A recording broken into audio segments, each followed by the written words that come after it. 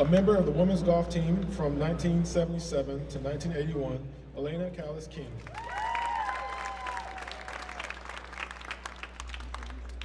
A member of the field hockey team from 1995 to 1998, and current head field hockey coach, Lisa Cellucci.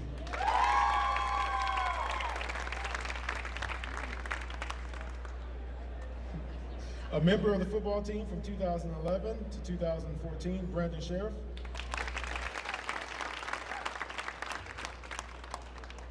A member from the men's wrestling team, from 1973 to 1976, Brad Smith. A member from the men's swimming team from 1983 to 1985, Tom Williams. All right, perfect. All right, so let's give them all a round of applause together. Okay.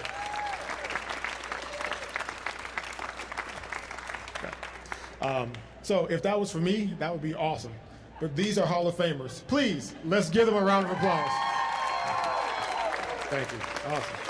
They certainly deserve it.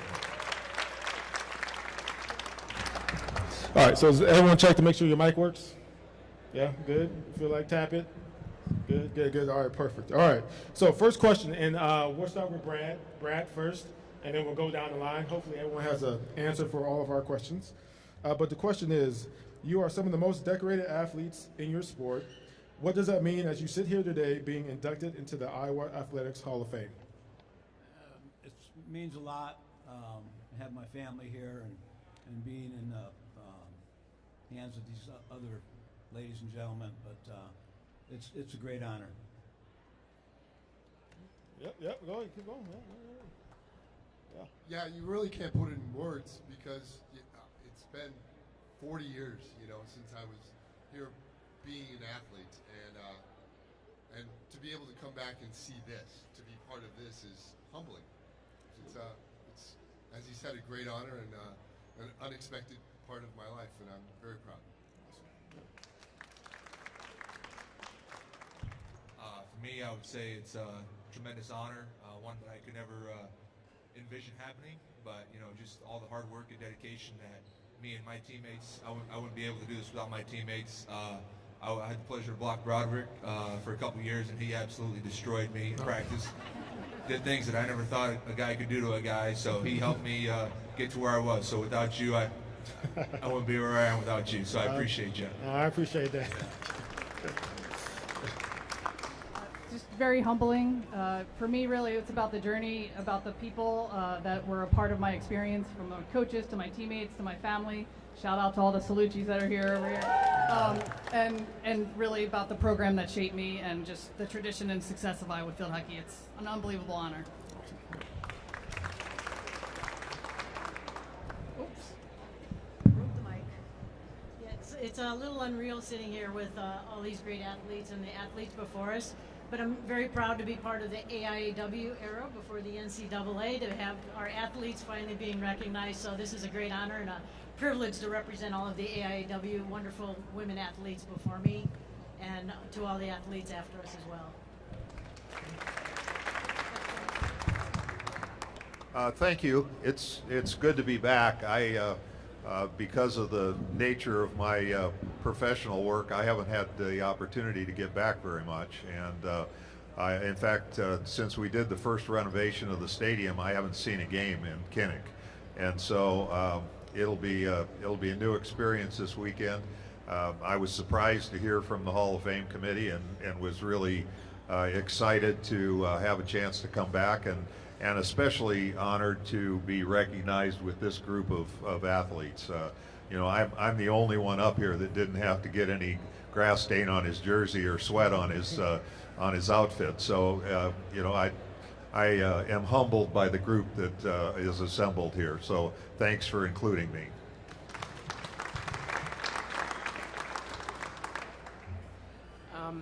I think that we should, my initial reaction is one of thanks. So I was an athlete when he was my administrator, and I think about everybody that stood behind us. I think about my family, and I think about my teammates, and I think about the administrators, and I think about this state and what it means to be a Hawkeye. Everybody in this state lifted us up. This is not, to be an athlete, it's not a one-person sport. No matter what, you're a team sport. And I'm going to echo Arnold Schwarzenegger, you guys. Sorry. But he said that I'm not a self-made man, and that's true for us. I'm not a self-made woman. Everybody around me has supported me. All of my administrators, whether or not they were my teammates or not. This is a team sport, so I thank you.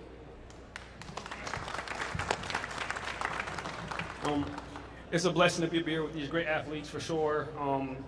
Iowa's all about tradition, and I'm just truly blessed to be going down in the record books here for that reason. So.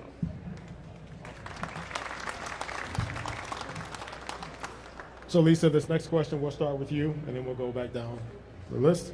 So many of you were coached by Iowa Hall of Fame or future Hall of Fame coaches here during your time. Diane Thomason, Gail Blivens, and Kirk Ferentz, just to name a few. Are there any coaching or life philosophies that you took away from your coaches when you were a student athlete? You're starting with me? Starting with you, yes. Is this Gail's not here, is she? No, she's not here. Is this the spill the tea question? No tea. I will say that I learned a lot from Gail. Number one, I learned you always have to be on time, right? On time is usually 15 minutes early, because if you're on time, you're actually late. But one thing that I think I will take with me forever is that you got to put in the work. The day-to-day work sometimes isn't glamorous. Sometimes it hurts. It's not perfect, but imperfect and moving forward is still progress, and that matters. And you're not going to have your A game every single day, but every single day you grind, every single day you put in that hard work. That's very Iowan too, right? Every day you put in that hard work, and at the end, something great comes of it. And I will always take that from Gail. Those basics, that hard work, that's it. Awesome.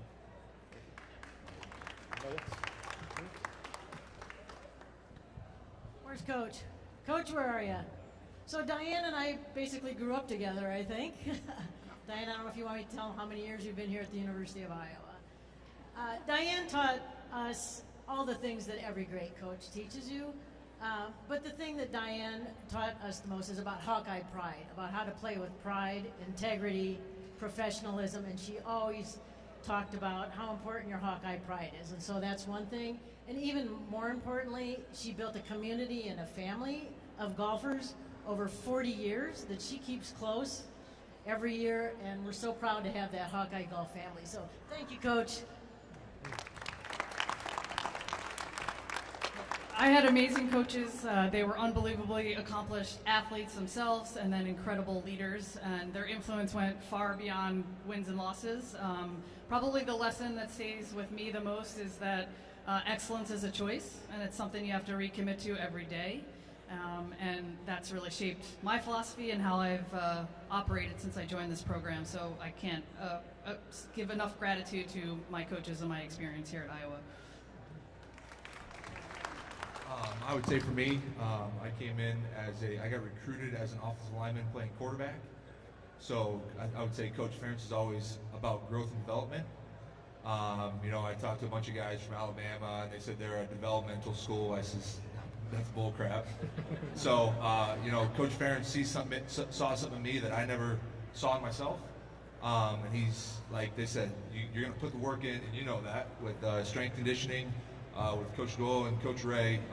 You're going to grind each and every day, and it sucks, but it's, at the end, it's going to be amazing. So I would say you may not be the most talented, but if you just take the coaching, just trust in the coaching and the technique that they teach you, they see something in you that you'll never see in yourself. And one of Coach Ferentz's most famous sayings for me was never throw the turd in the punch bowl. You know what I mean? Just have it. Just keep stacking days. Yes. Don't be that guy. Absolutely. I was Gary Kurtemeyer's and Dan Gable's first recruiting class back in '73, and Kurt Meyer was something else, and Gable obviously was something else. It wasn't fun wrestling him in the room, I'll tell you that. But I learned preparation, being ready for every match, you know, being confident, all those traits that are important for athletes. They taught me that. Gable taught me that more than anything, and I'm still, right now, a very close friend of Gable's through all I went through with him. He made me believe in myself, and that's the thing you have to have in order to be successful. And his work ethic, the way he taught you how to train, was very valuable, and it's something I always carried the rest of my life and my coaching career as well. So I really have a lot of appreciation for Dan Gable. When I was a freshman, we all realized when we were freshmen, we had freedom. We didn't have to go to school for 7 hours a day, one buzzer after the next. And I was getting ready for my rhetoric class and heading out of my dorm room. And I thought, you know what? They're not taking attendance. I'm going to go sit in the swimmer's lounge. Remember, Gail, remember the swimmer's lounge? And I was just sitting in the swimmer's lounge, you know, all by myself, watching TV. And Coach Patton, who's a Hall of Fame coach here, poked his head and he goes, "What are you doing?" And I said, I'm chilling. And he said, "Get your ass off that couch and run right now, get there." And so I did.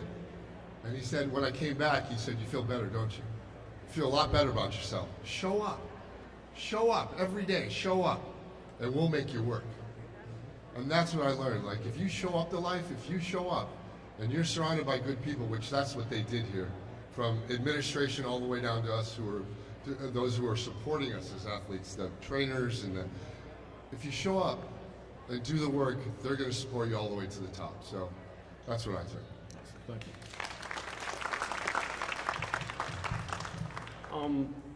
Coach Woody and Coach Wiz, I'm not sure if they're here, but what they instilled in me is just preparation. If you think about it, track and field, when any other sport gets in trouble, what do they have to do? They have to run no matter what. That was my whole career here. So as long as in the back of my head I was prepared that I was going to do, you know, what everybody would do for a punishment, you know, I would be ready. So that's what made me who I am today.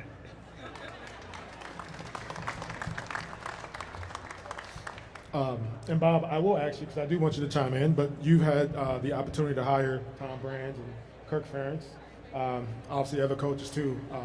Tell us what set them apart, why you chose to hire those coaches, and clearly the coaches that are still here. Well, you know, I think the answers you just heard from these former great athletes really is a good synopsis as to what it is to be the athletics director at University of Iowa. We have great young people that have achieved at terrific levels, but they're led by outstanding coaches. And over the years, during the entire time I was here, we always had terrific people that not only came to Iowa, but stayed at Iowa. And it's partly because of the people you get to coach. It's partly because of groups like this, people who support you, sometimes demand things of you that you didn't think you could provide, but that stretches you and makes you better. And you hear the experiences of these former athletes. I guess I can call you former athletes. You're current athletes as well, but it's not.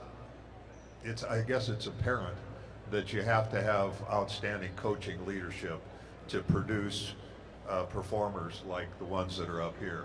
And so that's really the blessing of it. And you know, the leaders are around to do one thing, and that is to solve problems for the people they're trying to lead. And so, you know, sometimes it's funding, sometimes it's facilities, sometimes it's assistant coaches, sometimes it's you name it. We get called upon to try and help provide it. But the reason we work hard to do it is because it supports the coaches and it allows the coaches to produce the product you see up here today. Awesome. Thanks for that, Bob. So for this question, we'll start with you, Tom. Paint us all a picture. What was your favorite moment? Your favorite race? Your favorite game? Your favorite match? What was that like? Paint a picture for us. Wow, there were so many. You know, as a swimmer, you have so many events and so many different. I would say probably one of my favorite was we were underdogs in a 400 freestyle relay. Now, I had a chance to win a lot of individual events from the Big Ten level to the NCAA level, but and even internationally.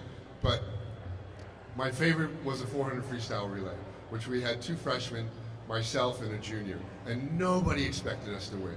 Nobody expected us to even be close. It was at the Big Ten Championships, and we were teetering on whether we were going to win the meet or not. And to bring 2 freshmen, myself and a junior, together on a relay that actually won was pretty amazing. It wasn't an individual accolade. It was one that I was part of a team. And as a swimmer, you're really not part of a team. You're really in the water by yourself, except for the relays. So that's why I think that was really special for me. Awesome.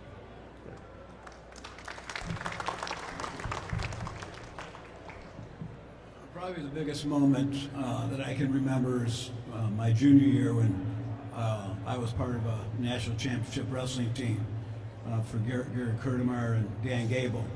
My senior year, probably my biggest match of the year, I was wrestling the defending national champion in the semifinals.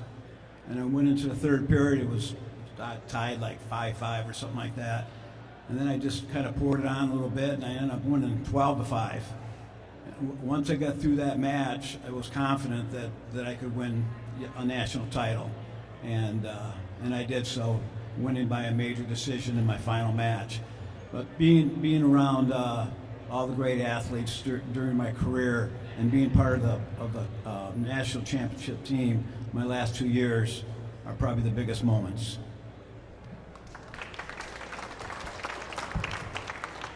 For me, it was honestly my favorite moments was training in the summertime with my teammates. You know, grinding that summertime, knowing that in the fall you get to showcase all your hard work, and then honestly, favorite moments is running out of that tunnel in Kinnick. Any home game. So anytime we had the opportunity to do that, you never take that for granted. So I'm just excited to see that tomorrow.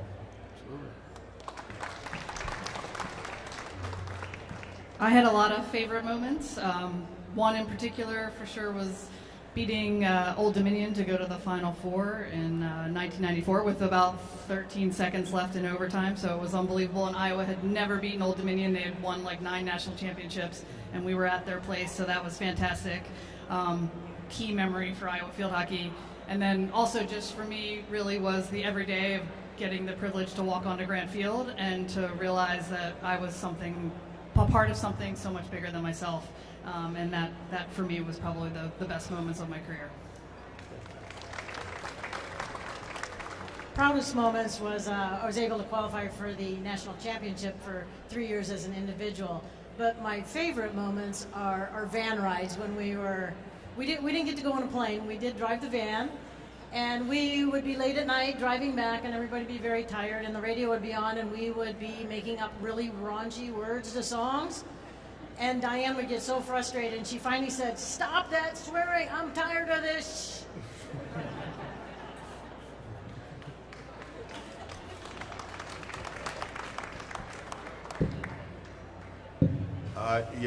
It may surprise you that one of my proudest moments and best remembered moments is not an athletics activity, and not a contest or a championship.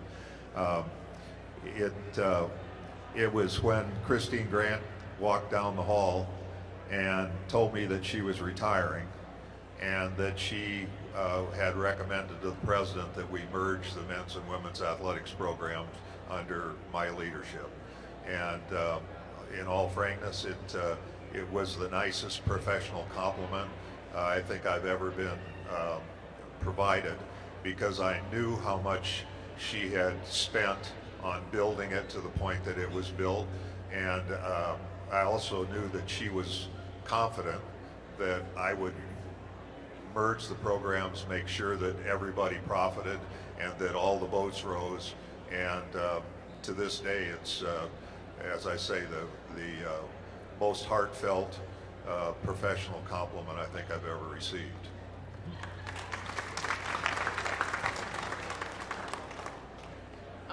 I love to tell stories. And so this common thread that I'm already hearing is that the wins are awesome, the championships are so awesome, but that connection is something that means more. And that Iowa connection, and I'm hearing that same thread amongst all of our sports in the department. So I'm going to tell you a recruiting story. I love Iowa wrestling, and I love watching Iowa wrestling. And so when I was going to go on my recruiting trip to the University of Iowa, I was probably already Hawkeye, but Gail had to do the whole recruiting thing anyway. And we just so happened to walk down the backside of Carver Hawkeye Arena, and this is before we did all of the renovations. And you walked into the back door, and it went right past Dan Gable's office. And I was already a huge fan, right? And so I'm walking with this legendary softball coach, and I walk past Dan Gable's office, and he's sitting at his desk. And I stop, and I'm already a fangirl, right? So I stop, and I kind of start tearing up just a little bit, and I go, "Coach, that's Dan Gable." And she's like, "Well, do you want to go say hi?" And I'm like, "Can I say hi?" And I plopped my butt down right in front of Dan Gable, and I just listened to him talk for a few minutes. And from that moment on, whenever he saw me, I don't know if he just associated me with that weird girl that on her recruiting trip decided that she was going to go meet Dan Gable no matter what. But he would always ask me how softball was going. I'd see him in the hall, "Hey, I saw that you guys won that," so he always remembered, and he was always able to associate that. That connection is what I remember. But that's just a small piece of what made this so special, that connection. And that's what I remember most.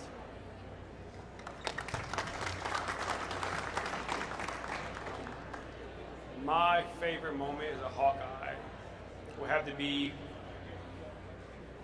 I was a transfer student. I came from the University of Kentucky, and our coaches would sit down, and they were trying to puzzle together this team they were trying to put together to win a Big Ten championship. There wasn't too many of us that transferred. I think it was just me and one other person.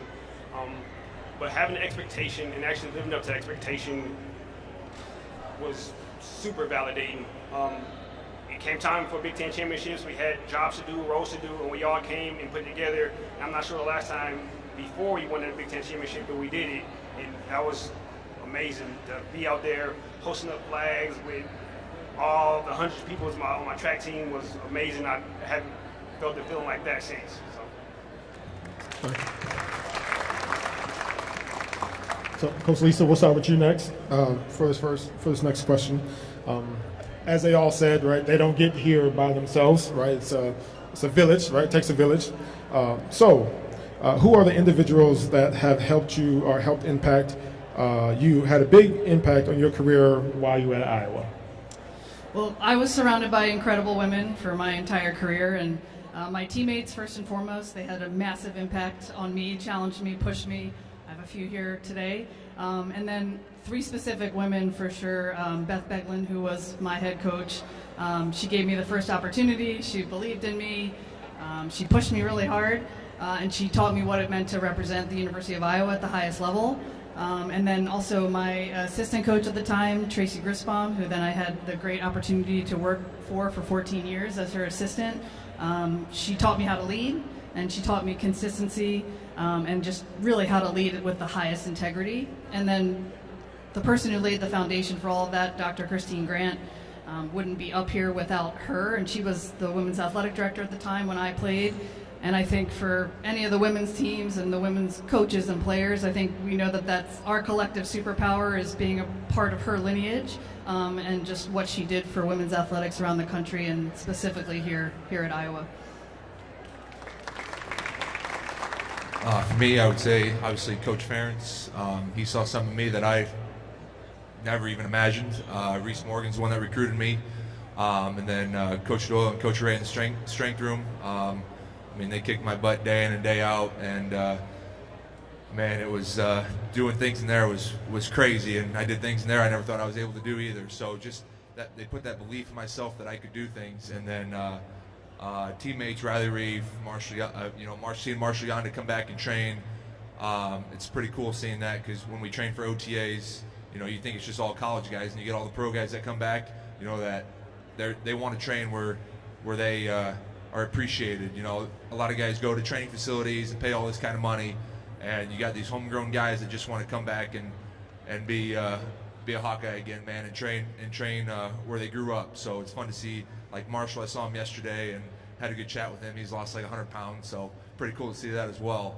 But I would say, like, all the O-linemen that I had a chance to play with, takes 5 guys up front to do one job. So all my buddies up there, and then you guys, all the D linemen. I came in as a quarterback, never really played O-line, and then had to go against you, Adrian Claiborne, Broderick Vince, Christian Ballard. So I never had a good day as a freshman, but there's always you start at the bottom and work your way up. So appreciate it. I got to go back to Dan Gable again. My senior year, he felt I needed a little more mental toughness, and so he took me out in the country and made me these 10-mile runs for about 6 weeks in a row before the season started. He said, I think you need a little more mental toughness, and I definitely, that made me a little bit mentally tougher, and I'm pretty upset about it too, but I did it, and it helped me, and I got to the point where I knew I could go with the 7-minute match without getting tired, pushing through it, and so I owe him a lot, because he was the type of coach that knew what each athlete needed to be successful, and he figured out me. He said it took him 3 years to figure me out, and when he finally did, it paid off, and I ended up winning a national title. But just being around him and the other athletes in the room, and they're seeing what their work ethic was, made me really believe that I could do it. And it's a great tribute to Dan Gable as a coach and as a person. Thank you. So 3 people, going top to bottom, would be obviously Coach Glenn Patton, his assistant coach and the sprint coach, which I was a sprinter, Rich Draper, and then the great former Iowa swimmer, Matt Wood. Like you, I like to tell stories. So I'm going to tell you a story, and I'll try to make it really quick. I was 17 years old, being recruited by from Florida to California. I had taken my 6 recruiting trips and was exhausted. And I was with the water polo team. We were getting ready for the state championship match that night. My parents were having a spaghetti dinner at our house, and Coach Patton and Coach Draper showed up, pulled me into the living room, and put my scholarship offer on the table and said, "This is what we'd like to offer you." I grew up in the Midwest in a place called St. Charles, Illinois. It wasn't sexy going to Iowa. I don't know how you guys felt, but being recruited by Florida State or Florida or UCLA, I just, I wanted to go back to my homeroom and say, I'm going, But I knew my dad wanted me to go to Iowa. He knew it was the best choice for me. And so being exhausted as I was and trusting my dad all the way through, I just grabbed the pen and I signed it really quick and I pushed it across the table. And I looked over at my dad, who was white as a ghost and had no expression on his face. And I immediately thought I had done something wrong. And I started to cry like a baby, so hard that I thought he was going to take the scholarship back and push it back to me and say, "You know what, we don't want you really." But what he really did, and this is the truth, he gave it back to me and he said, "If you change your mind, we'll tear it up." And it was the best decision I ever did to keep that scholarship offer, because those 3 people made such a huge difference. Coach Patton leading me through 7 years of Iowa swimming, because I stayed around in Iowa training for the Olympics. And then Coach Draper being someone who set me in the right path, and swimming behind a guy like Matt Wood, who was the 2nd fastest returner in the country. I wanted to swim with someone who was great, so thanks for him. There's such a rich history of Iowa women's athletics, and like Lisa said, I think we owe so much to Dr. Christine Grant. for her advocacy of equity and the advancement of women's sports. I think we owe so much to her. We wouldn't be sitting here without her. Her mentorship and leadership, and just watching how she quietly led and confidently when she was in a room, you felt like, in talking, you felt like you were the only person in the room. And I remember her just being so engaged and so present, and it's really helped me take that to what I do in my career. And so that's one thing I will never forget. And of course, Diane, who I mentioned before, who has just become a great friend throughout my whole life. Huge influences, but I just think in general, to be part of women's athletics is so special at Iowa, and it's just great pride to have that.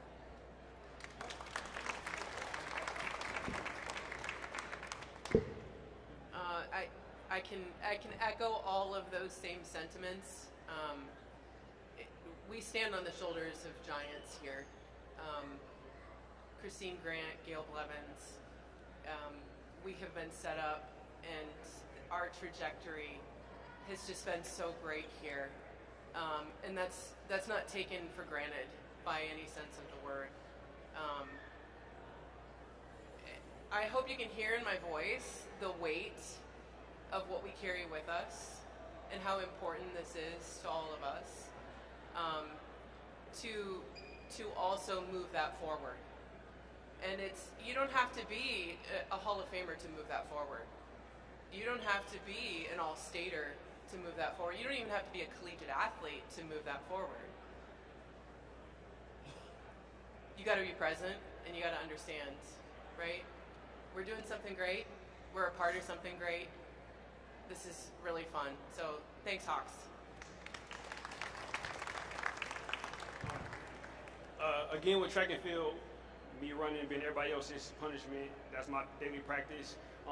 My coach Wiz and Coach Woody, it was super important for it to be fun, to come and run day in and day out, and they made it fun for us every single day, which was super important for me. It's tough being a college athlete.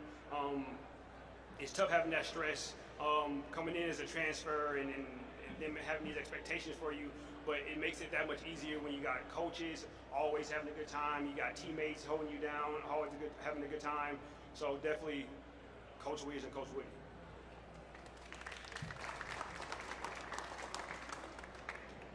Well, in the interest of clarity, these folks have some recollections that are much fonder today than they were at the time they were happening.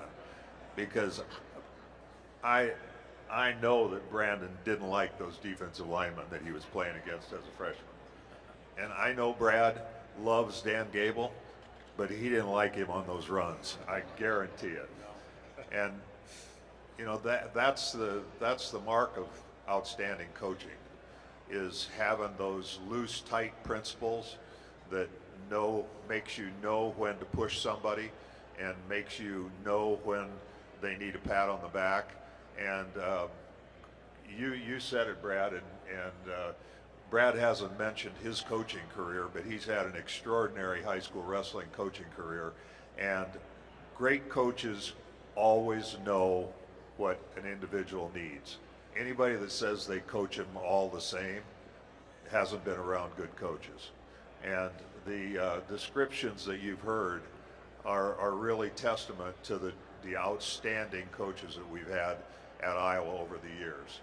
They know how to get the best out of their athletes. They know how to get the best performances, but they also know how to bring the best characteristics of their athletes out.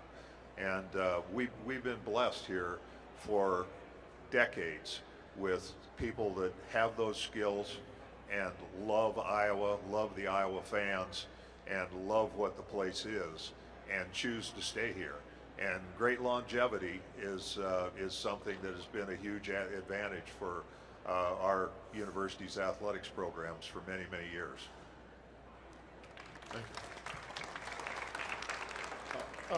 So for our final question, and then you all are off the hook until later tonight. I'm going to start with you, Brandon, because you were my teammate. So final question. So the question is, what does the University of Iowa and being a Hawkeye mean to you?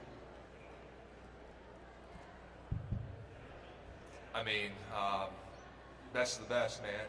Just never giving up, pushing yourself to do things that you never thought you could do.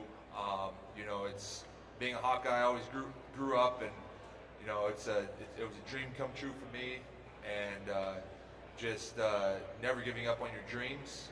And we always tell our kids, you know, it's okay to do hard things. So I would say the ups and downs and pushing through my collegiate career with going against D linemen that did dirty things to me. You never did that. No, doing that, putting up with guys like you guys, you and Adrian. You know, you guys knocked me down day after day after day after day after day.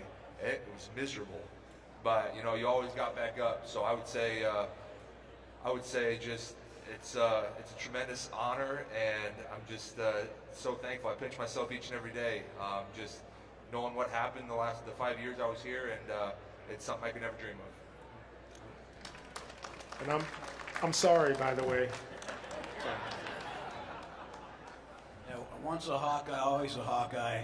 I made the right decision to come here, and it's been a great run. I was kind of on the 6-year program here, 4 years eligibility. It took me 6 years to finish my college career, but once I did that, everything went smooth from there. But just being a part of the University of Iowa, the wrestling tradition is just, you know, unbelievable here, always has been, and just being around all the great coaches and other great athletes. My best friends are former teammates of mine, so it's been an honor and a pleasure, and great to be a Hawkeye. The University of Iowa, the Iowa Hawkeyes, absolutely made me who I am. I came here at 17. I left here when I was 23, Iowa City. It didn't take me all that time to get my degree, shortly.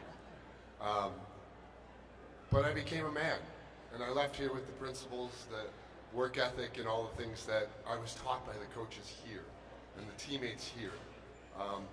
I live in Venice, California now. I wear my Iowa stuff all the time.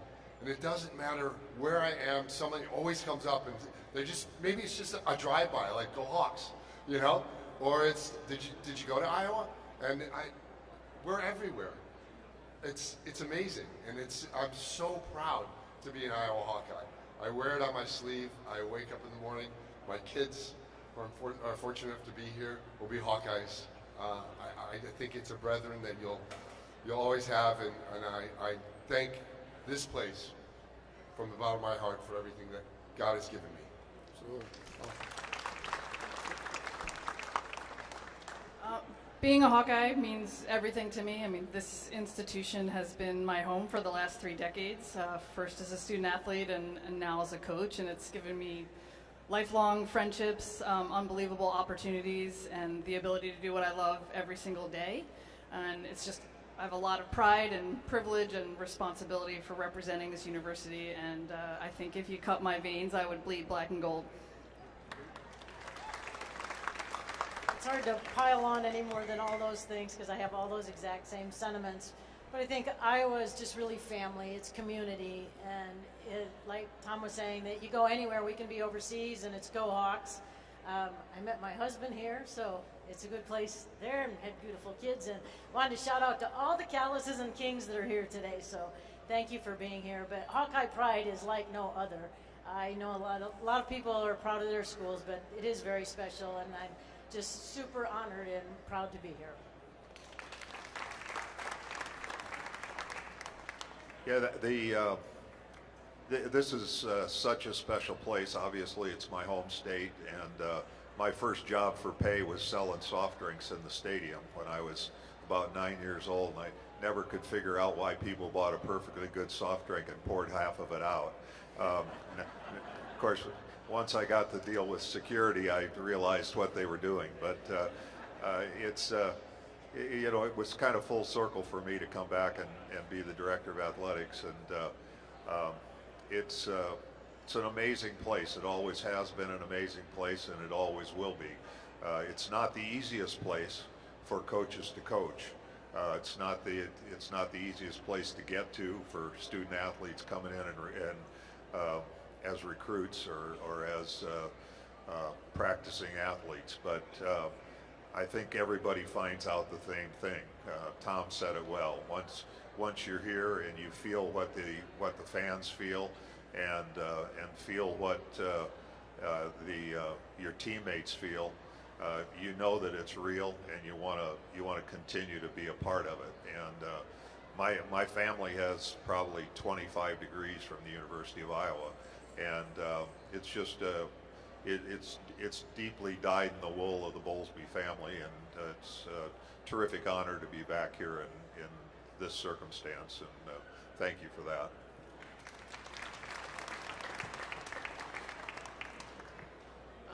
There's an incredible sense of pride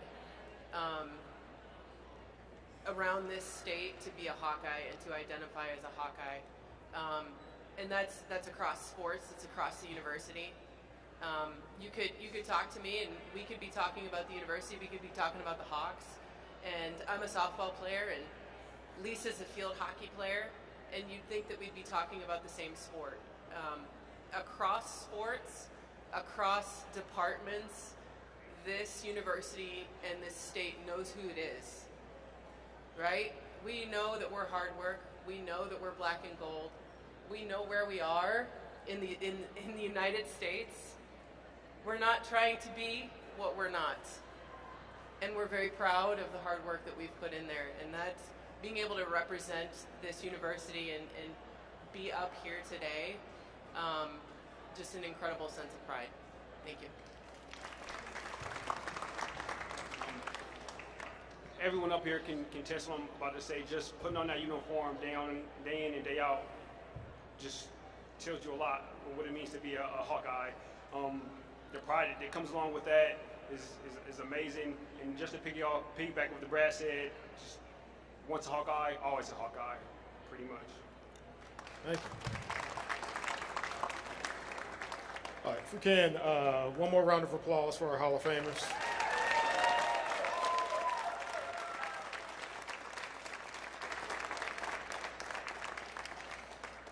So again, thank you all for being here today to celebrate the 36th class of the Iowa Athletics Hall of Fame.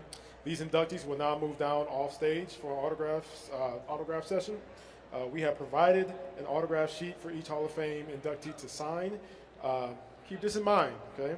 If you have brought your own items, we're going to limit to one for those in line, all right? If you brought your own items, limit to one. One more round of applause, and then I'm out of here, all right? Thank you. Go Hawks. Go Hawks.